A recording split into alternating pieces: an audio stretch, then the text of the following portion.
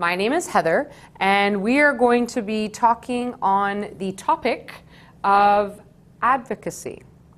So, I've asked you to put your professional title and the years that you've been in service in the field for a reason, and you'll understand the label a little later on.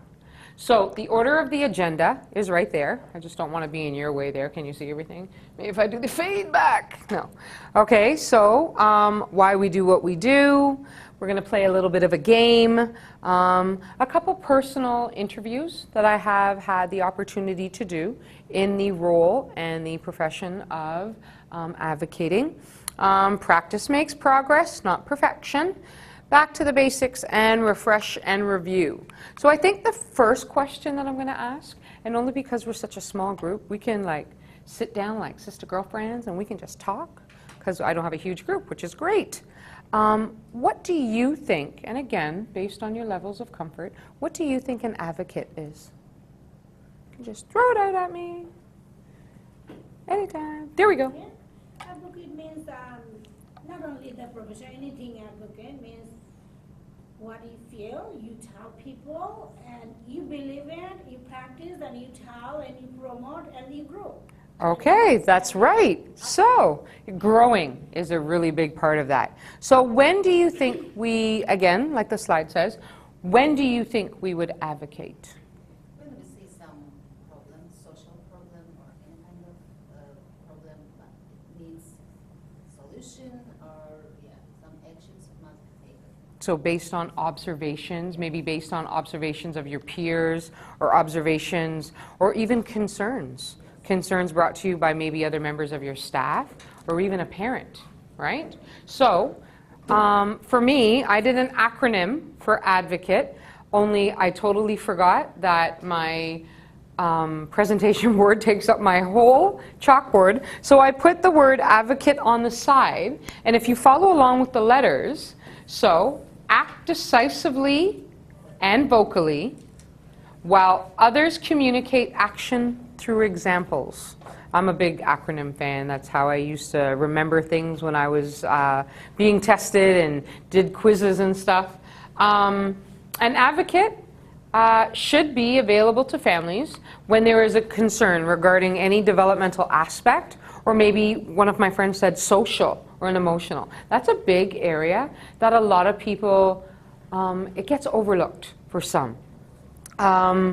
There are other reasons why we advocate. It could be the fact that we know personally of something that's going on with a family or a situation, or it could even be for us personally, something that's affected or that's affected by us. So I believe, as my friend said, when do we advocate and how we advocate, I believe there needs to be a united commitment, not only from the school and the child care center, but also from the home environment as well.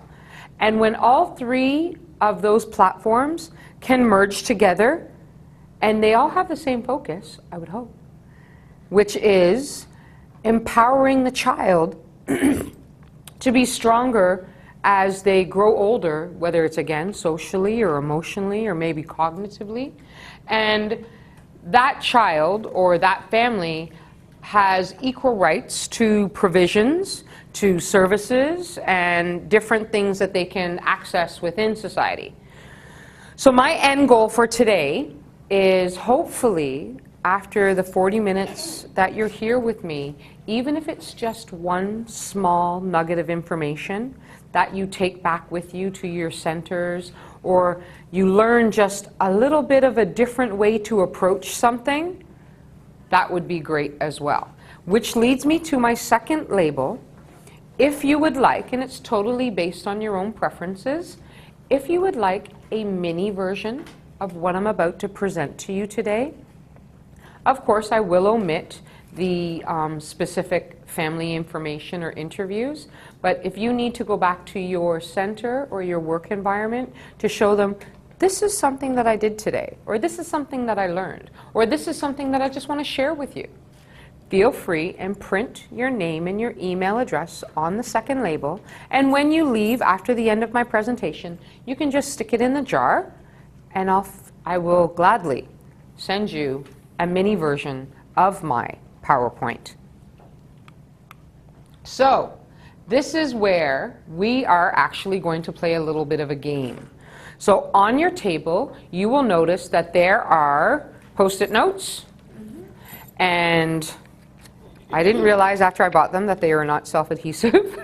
So I made sure to include some tape. Okay? So what I need you to do is I need you to think of the word label. Again, going back to why I asked you to write out who you are. There are many different labels in society that we deal with. Childcare agencies, our own personal involvement with other people. I would like to know from you, whether it's 1, whether it's 2, whether it's 22, it doesn't matter. What are some either positive aspects of labels or negative aspects of labels? So if I were to give you an example, which you can't write down and use, a positive aspect of a label is that the child will qualify for an IEP. A negative aspect of a label could be that there is a stigma attached to that label. So what I'm going to do is I'm going to set my timer, and it was for 3 minutes. It was for 2 minutes, so I'm going to bring it back, and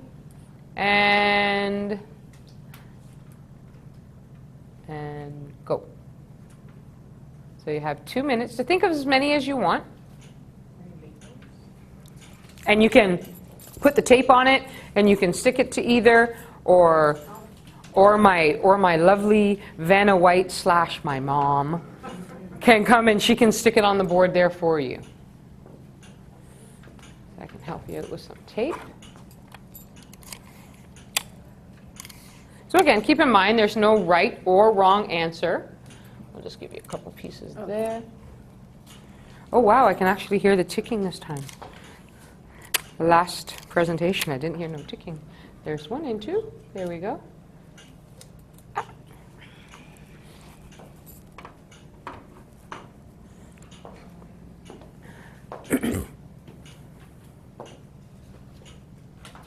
So as you're writing, I want to just state that every day we presume that people know what they're doing based on the label they wear, or the title they keep, or the letters that follow after their name. And this is why I wanted you to just take a look at the word label in just a different type of context, maybe a hands-on type of context. So is there any to put up? Positive, negative? Mom will do the walk-in. Or you can keep them, you know what, you can even keep them there yourself and we can share them. Yeah, we can do that too. Yeah, that's fine, Mummy, we can share them.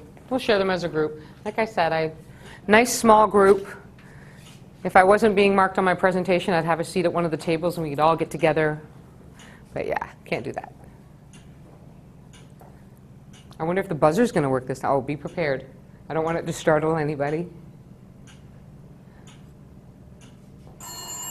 Ooh, that was lovely. Okay, pens down. All right, so how about I like to do the not so good first and then, yay, the good.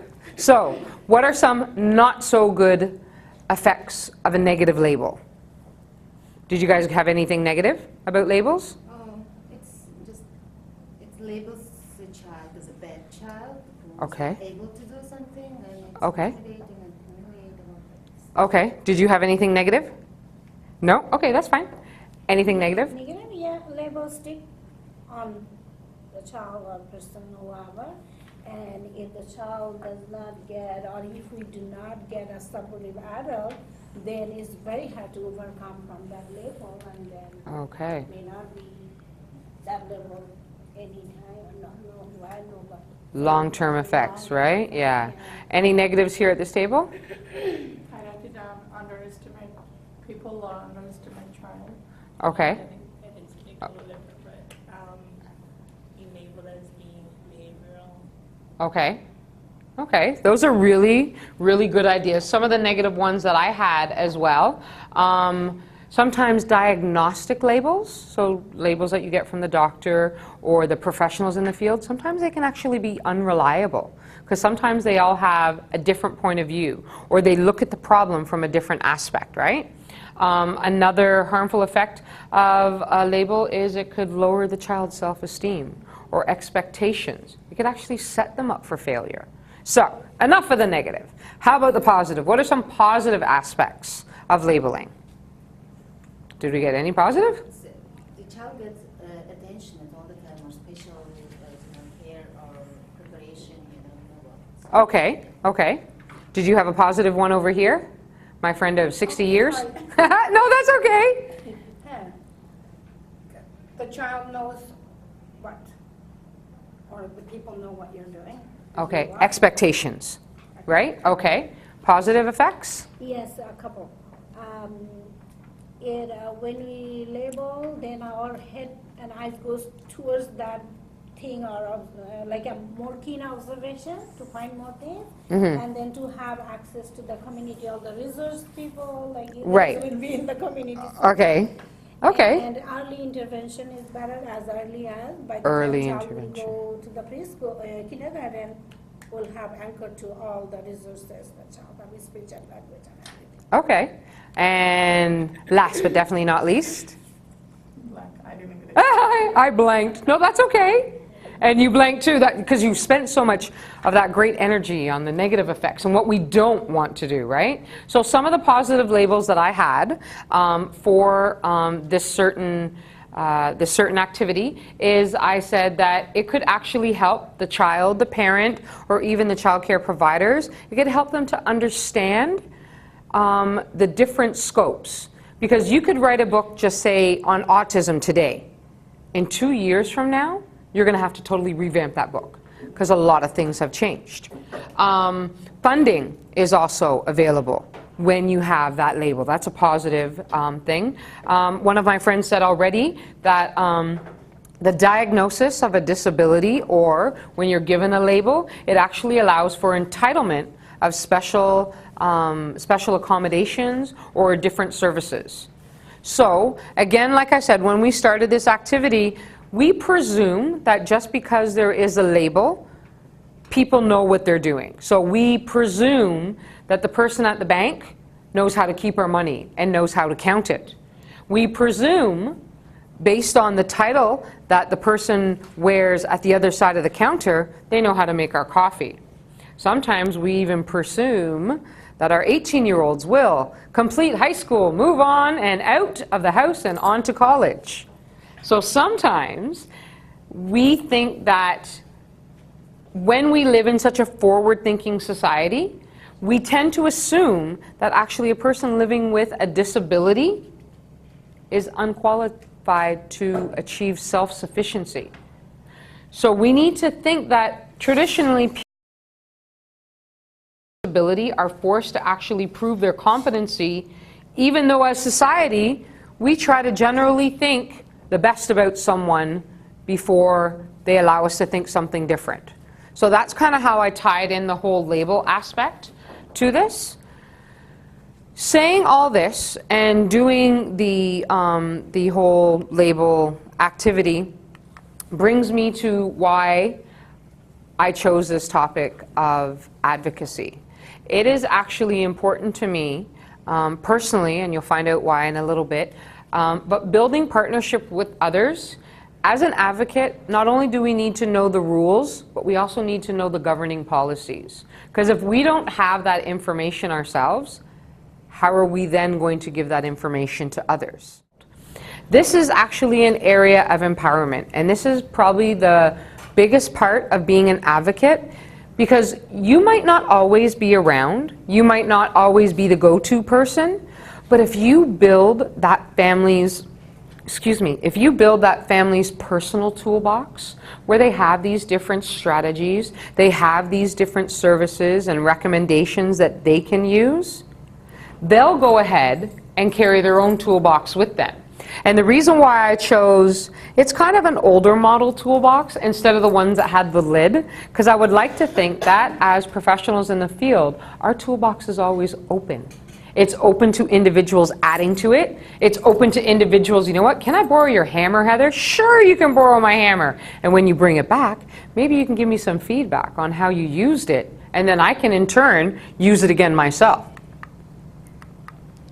So, that being said, I do have, I had a family that allowed me into their lives about 6 years ago, and they actually have a young child. They have two, and I do have permission to share this information with you. He is now 11, and he was diagnosed with a dual disorder by the age of 4. And they have gone through a lot of different valleys and mountains as far as advocating. They've done a lot of it themselves. They've looked for a lot of services themselves. And when I asked the family, what was one of the biggest challenges that you've had to face as an advocate? And they said, it's not so much that the services weren't available. Their biggest issue, because he's 11 now, and he's like semi-mainstream school, their biggest issue was having the EA or the teacher on board with some of the applicable programs or strategies that they were using. Now, they would get some teachers totally on board, yeah, great, yeah, we'll do it, but then it kind of filters off, because it's really based on, and it's something that one of my other participants in the first workshop said, the level of advocacy that you use is really based on your own personal views, or what you know your own strengths to be, or what you think that you can accomplish. I want to empower you guys to let you know there is no limit to what you can do. There is no limit to how you can help. So it's always good to have that mindset in the back of your head, knowing that there are going to be certain situations or issues or not so much problems, I don't like to call it problems, environments that you might not be familiar with. But it's always good to align yourself with maybe someone that's already built a little bit of their toolbox already. Now, for myself, Mom, can you just make sure each table has one? There might be enough for each table to have two. For myself, when I said I had a personal advocate type of intervention, is the school board will remain nameless, but I have a son, my youngest son. He's 10 now, and he actually has a learning disability, and he has epilepsy. And I had been advocating for many, many years to get him more assistive technology. So we were in this one school board, and they said, you know what, I'm so sorry, Miss Holly, he just doesn't qualify. And I'm like, okay, he doesn't qualify. I could have left it as that, but it's funny how fate intervened, because we actually moved within the 8 months. Same school board, but different school. I took the same child, I took the same write-up, I took my same passion to a different team, and I'm happy to report that my son will have his technology-based learning and programs by June. Yay! I could have given up after 4 or 5 years and said, you know what, I can't fight the system anymore. I can't do it. But it was more personal for me, because that was my son. And if I'm not going to be his staunchest supporter, who will be? So again, that leads me back to what you feel you can do as an individual is going to be totally based upon your own comfort zone. Same thing happened to me. My son diagnosed as ADHD, and he's on medication. When he's in grade 2, he diagnosed, and now he's in grade 8. So he gets extra help from the teacher, but from grade 2, his reading level is grade level 2 until grade 8, level 2. So I asked teacher what kind of help he is getting, so he is not improving. Right. Teacher said, oh, he's getting so much help, so where is the help? I didn't see the results. So then I said, you know what, just get rid of it. I don't want any help, so I spend my money to help him. Privately, okay. Yeah, private. Yeah, I feel you on that one. There was another individual that I interviewed, and she is actually an EA for the past 10 years in another school board, and she's had to advocate personally for her daughter, and she wanted them to hold her back in grade 2. And they said, no, we can't do that. It's going to affect her self-esteem. And she's like, but by the time she reaches grade 8, she's going to be so far behind. That's really going to be a blow to her self-esteem. So like yourself, she actually had to go out, hire private people to do the assessments. And then when she brought those findings to the school board, that's when they said, okay, you know what? We'll go ahead, we'll test. And lo and behold, they found the same thing, right? So it is, it's difficult, especially when it hits close to home, right? Because when it hits close to home and it's a personal matter, you always think, you know what, am I pushing too hard? If I push too hard, will they treat him or her differently in class? You know, if I bring my concerns over the teacher's head and go to the principal, or oh my gosh, no, what if I go to the superintendent? Will they ostracize my child? You know, will they make him feel the brunt of their wrath? Because I'm not there to protect him, so to speak, right? So it's a really fine line, and my heart goes out to you, definitely.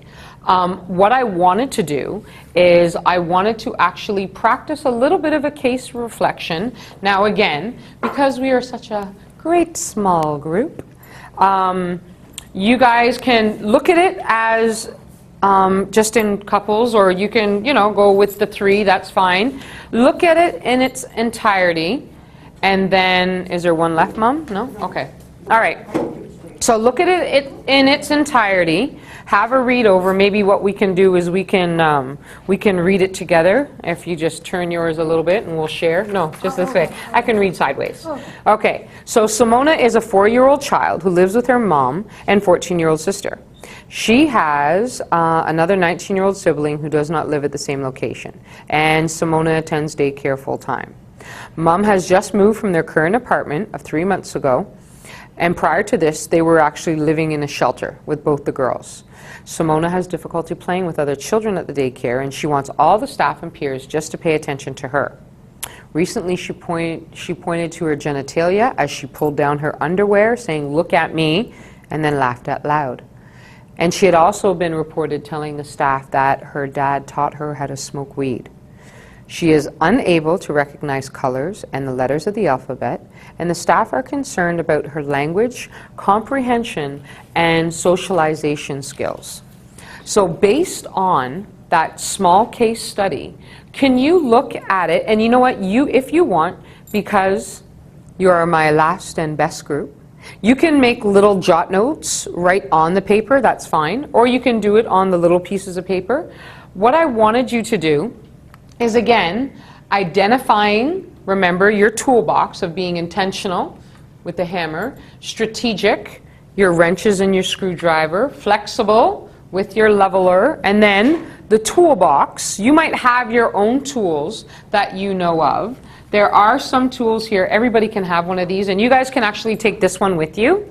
It's a list of different resources. What I wanted you to do was take a look at the case study, and by either using your own toolbox of knowledge or the one that my mom is going to hand out to you, I want you to identify 3 potential courses of advocacy. Just 3. Or 1. Or maybe if each one of you, there we go, there's only 5 of us here, maybe if each one of you can think of 1 possible course of advocacy for this family, for this case study. If you were the one that were involved, and let's just say an overview of Mom is totally on board, you have full disclosure, you have full consent, and you can do whatever you want to do. Because as advocates, we need to remember, if we don't have that first piece of the puzzle, we can't even dump out the other pieces onto the table. Consent is the main point. So for this case study, and for argument's sake, we'll say that, yep, Simona's mom has told us we have freedom, we can reign. So 3 possible ways that you can advocate for this family, if this family was in your daycare.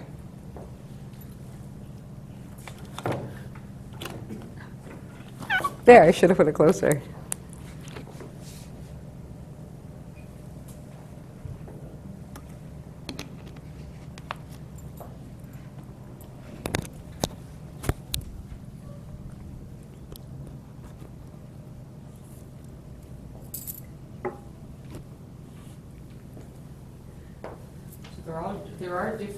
There's a plethora of issues or situations surrounding this actual case study.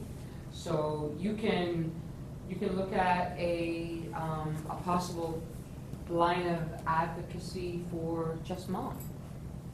Maybe a possible concern.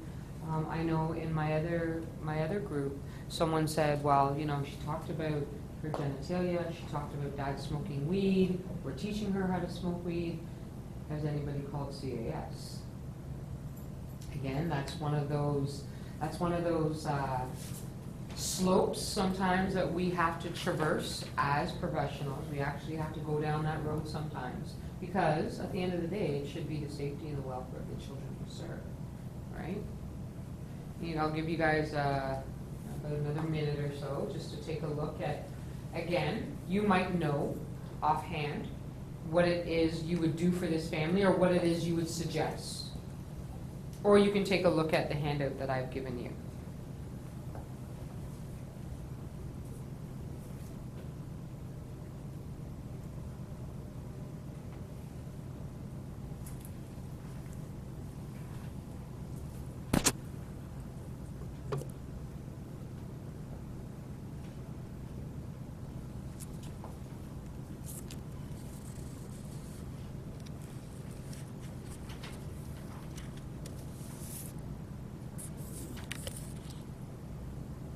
Okay, so regardless of how much you have, how much you don't have, that's okay. In the essence of time, so have you thought about maybe one strategy that you guys would use? I kind of blanked out on it. You're blank? No, that's fine, that's okay. Your partner looks like she wrote a lot. Because I'm rich. Okay. First of all, we need to advocate for housing or to providing getting some social welfare, other systems that the family will not move from one apartment to another or get into the shelter. Okay. So this is the one way we're going to advocate. Okay, and yeah, well, hold on, we'll go through, because you just might, and all your great notes there say everything else everyone has. Did you think about something? Cases like that, First I will approach to mom. Because before the consent, if we are noticing whether mom is noticing or not, the same kind of behavior and all those things, so mom is, I will not say parent because it's just mom. So mom and teachers, whoever is the same page, then from there we can inform mom that what kind Your of hammer. Your hammer, your plan of action. Hammer takes long time because sometimes you don't knock the nail. You keep on hammering. No. And she will say, Yeah. my child is perfect at home. Yeah. Then you let that And again, that's right, and that's then- right. And sometimes that hammer, if you guys understand some of the nails, if you have a finishing nail, it's very, very small, and you can only lightly tap it. Because if you tap it too hard, you're going to smack yourself. It's going to really hurt. So if you think of that in relation to how do you approach mom? Because again, maybe mom, you don't know. Maybe mom's coming from a real difficult situation. Do you guys have here maybe some feedback or a plan of action? Well, feedback. Well, as she said, first find out what's going on in the home environment. So Okay. see where all this is coming from. Okay, it's always best, again, when we think about strategies, which wrench or screwdriver or who's already used their toolbox in relation to this family, right? Is there anything else that we haven't covered yet? Did you have something to add? I believe for this situation, sometimes when you have like financial difficulties and you are frustrated, you cannot pay attention to your child. And then when you're frustrated, you tell lots of bad things like come out from your mouth, right? Yeah. And then children accidentally like pick those Repeat things. it, that's right, Repeat it, yeah. And then they started telling people either they understand or not. So slowly go to mom and then talk to them, and then if they need any help. Again, that's yeah. that leveler, right? So we have to modify what we might think or we can't put that label We can't say, oh, well, this is it, this is cut and dried, and, you know, little Simona is being abused, and, you know, she's smoking weed, and, no. We got to use that leveler and be able to approach that Sometimes situation. children make stories, you know? Yep, So sometimes they do fabricate. Yeah. And if you remember in the case study, it says that Simona would like the shock factor. She likes to do things to have people look at me, right? So was there anything else that you guys thought about that we haven't already spoke? Yeah, this is here about her development. So she doesn't recognize colors and letters, no doubt of it. But anyway, she's well verbal enough, and she can make makeup or not stories, because here they mentioned only mom, but she's talking about dad. So if mom is ready to get any support and assistance, then we need to go further for the assessment. Right. And get professional help. Yep. And after Definitely. when we get diagnosis or I don't know what, then we Mhm. need to start to implement strategies, teaching positive behavior, or I don't know what our Building again, building that toolbox. But then again, at the same time, it says they were in a shelter before, so maybe it's maybe like the uproar of what's going on in their life, right? So Right. moving from here to there, perhaps there's no stability. So Mm-hmm. if, I mean, with basic needs in life, if you're not getting like the basic needs or whatever you need in life, then you can't really, you're not going to think about, I need to learn my colors, because I have to think about, oh, I don't know if I'm going to be here tomorrow, because maybe we're just going to pick up a new. Yeah. Or mom doesn't have time to sit with me to say, you know, let's do some coloring, or that time spent together with the child kind of thing. Right, and that, again, it could be attention seeking, it could be developmental, it could be diagnostic, it could be a wide range of this is what's wrong, but until we actually take that step to even start approaching to build a toolbox, we're not really going to know, right? So it's always best to, again, discuss your findings, because that's actually what case studies and reflective practice is all about. From the College of ECE website, they sent out a bunch of case studies like not even a month ago. And the one thing that really stuck out to me was that it, and I quote it, saying that discussing a case is like a shared professional learning experience. So we just shared a professional learning experience. And everyone that has input, or even everyone that listens, sometimes will gain an enhanced understanding of what their practice is, and maybe a broader outlook on how they can implement certain things. So when professionals engage in case reflection and discussions, they also may construct new understandings and take those understandings with them. So again, like the ripple effect of a stone dropped into water, it has the ability to spread out, right? So what I wanted to show you now is actually a video presentation, and it is, funny story here, I was actually finished my presentation, and I don't know, I was still just looking, and I came across this video, and when I watched it in its entirety, it was just like a, duh, I have to include it. It is just so amazing. So I want to share it with you. Let's bring it back. Hi, where are you? There we are.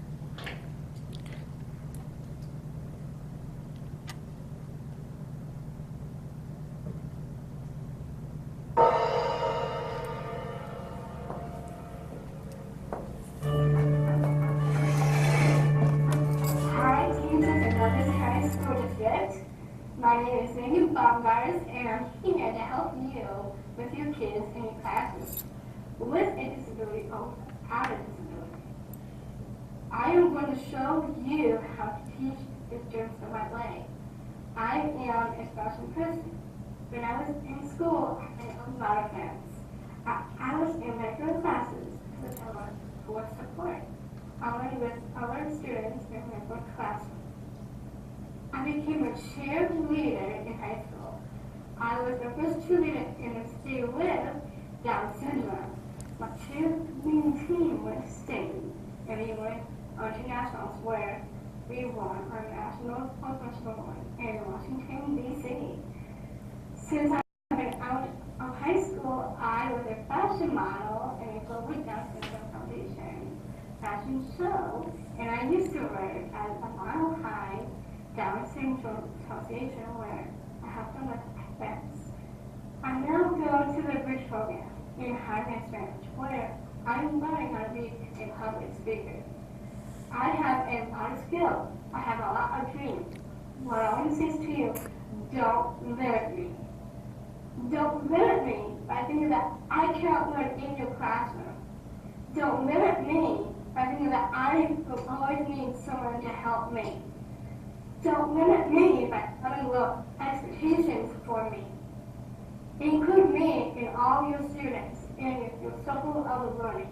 While you are planning for my world-class education, think about how I have the same needs as our students. We all need life skills, we all need work skills.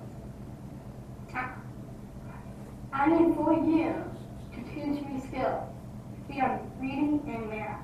Teach me how to learn, teach me how to act. Think about what I need to know to be able to do when I'm in school. Help me learn to be independent in class. Help me learn to be independent with friends.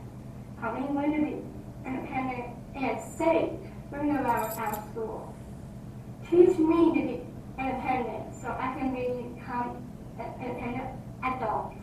I need to work independently. I need to speak up for myself. Don't limit me by teaching me to depend on others. Teach me respect, because respect is give and take. Hold me to the same behavior, expectations as others in your classroom. Teach me how to behave and excel in your class. Don't limit me by making me class mascot. Teach me what you expect from me. Set high expectations, not impossible expectations. There is a difference, you know. You will learn a lot from me. Good teachers teach and learn with their students.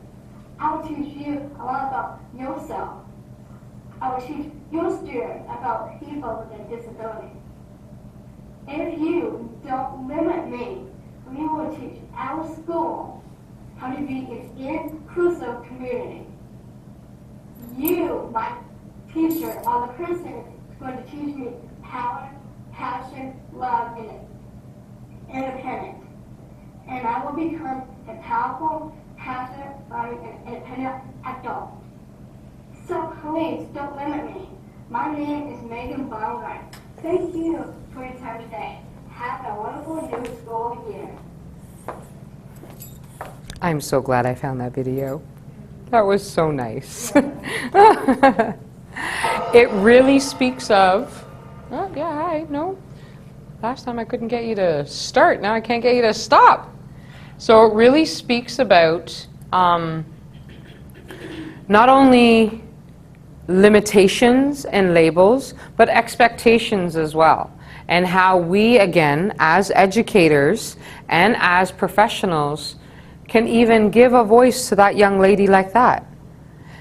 There is so many different ways, again, based on your own comfort zone, that we can be advocates and that we can use our voice to empower others. But that should actually be one of our end goals, empowering others. Because we need to make sure that limits aren't set on them when we're not there. We need to make sure that they are confident in order to get the things that they need to get. So, again, I was, like I said, I had the other individual that I had the interview with, and she let me know in the York board some of the difficulties she had personally, some of the difficulties that she had as a professional, and it's ironic because she didn't know that I was doing a toolbox approach, but one of the quotes that I took from the interview with her was that no child is the same, so you must adapt. You need to individualize your teaching style and responses to the child. Cookie cutter solutions will not work. You have to have many tools in your toolbox. And when she said that, I'm like, oh, did you know what I was doing for my presentation? She's like, no. I'm like, oh my gosh, this is so wonderful. I'm so glad that came from you. So, early assessment, again, should be done early and as, not necessarily as quickly as possible, but it should be done promptly, especially when there is more than one concern or even just one concern with a child's development. So again, that goes across the spectrum. The physical ones we're able to see a lot. The social and emotional sometimes actually gets mislabeled. So we really have to be worth our salt, so to speak, when we're looking into what different avenues can we take with specific children. But again, I need to reiterate, you can't take any avenue with any child other than your own if you don't have parental okay. You could get yourself into a lot of trouble that way, and I'm definitely not advocating being a troublemaker, at least not in this course. Maybe another one, not in this one. So, the assessments that are being done should always take into account of any views and concerns, not only expressed by the parent or the other caregivers or the other professionals, but by the child too. Because the child has a voice. He or she can tell you why they're so upset or why they're so angry or what are some of the triggers, what happens before they get angry. Take a look at stuff like that. Early assessment should be followed by prompt, appropriate, and effective interventions that are developed in partnership, collaboration with the parent or the caregiver. Again, it's all about the strength of your toolbox and how big or what type of quality, not quantity, but quality is in that toolbox and how you will pass that toolbox on to the families. So I want to ask you, before we finish off, do you think, and this is just totally something I wanted to ask, and I asked the first group, do you think in the early years workforce, where we're all employed, do you think that we're skilled enough to identify or to respond to parental concerns? Again, this is just me, Heather, asking you guys. Do you think that we're skilled enough to identify concerns? Or do you think maybe there needs to be a bit more professional development in that area? Okay. And that was kind of the gist that I got from the first group too. It's individualized, so it is going to be based upon what works exactly. Because what, again, going back to a non-cookie cutter approach, what works for child A might set child B right off, right? So we have to get up close, we have to get personal. We have to find out what those child's likes and dislikes are. And when I presented my son's strengths and his likes and his interests and his needs, the meeting I was in, they were totally taken back. They had never seen anyone, especially a parent, now this was before they knew I was in the field, to come into the door and say, hey, you only know my son through that OSSR that you're reading. Let me show you who he is. And by including just a small picture, a little blurb about himself and what he likes to do, really personalized it. So again, that's a professional development that I was taught not so long ago. It was actually throughout this course that I'm now graduating from that I learned that making it personal sometimes has a bigger impact. My last question is, the programs that are developed for the children, are the parents involved? Do you see a lot of parent involvement? Yes. You see a lot of parent involvement? Because the program for our consultant, whenever she comes, first thing she makes sure that parent know and the mom comes too. Okay. So she shared her, mom shared with her all the things happening home, school, whatever. They have separate meeting.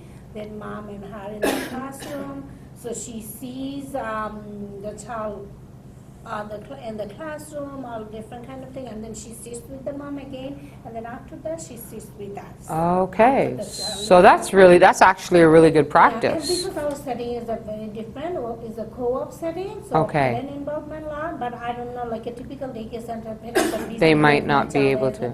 Unless you request that mom and mom take the time off, not many parents. will be Right, able to. right. But our So setting, maybe yes, and that's a really, really great strategy, maybe for those of us that are in typical daycare settings, maybe something, well, there's something to add to your toolbox. What about approaching your supervisor to say, can we have a day of, or can we have an evening of? And if you serve food or snacks, normally they'll come. But a day or an evening of getting to know some of the practices that we use. Again, it would be open, totally a voluntary basis. If you want to come, great. If you don't, that's okay. There's no stigma attached or anything. But that would be, one really great resource as Yeah, well. I find Exactly. this is a great That one because that's last very 14 good. years I'm working in different, Mhm. last 3 years I'm working to that setting, Okay. and it's really It's like you get it to gives you a get different perspective. It probably put some more tools in your toolbox, didn't it? Yeah, it seems like now I feel like this is the ideal model because you always see parent and we Okay. are telling them today Right. so and so coming. Oh yeah, Right. she called me too. I'll be there. And Okay, that's get good. connected. I find it's a really good. Okay. Did you have something that you wanted to add? I kind of. No? That's okay. I waited too long. So, was there any questions or concerns or ideas that you guys had for me? And it's okay if you don't. That's all right. Well, thank you very much for being such an attentive audience. And can I say, even though it's just 5, you guys gave so much more feedback. You were so great that please feel free to fill out the evaluation form and just leave it at the desk. That's fine. And also feel free to help yourself to some of the snacks that I have there on the table. And yeah, you can help yourself to more than one because I have lots. So thank you. Oh,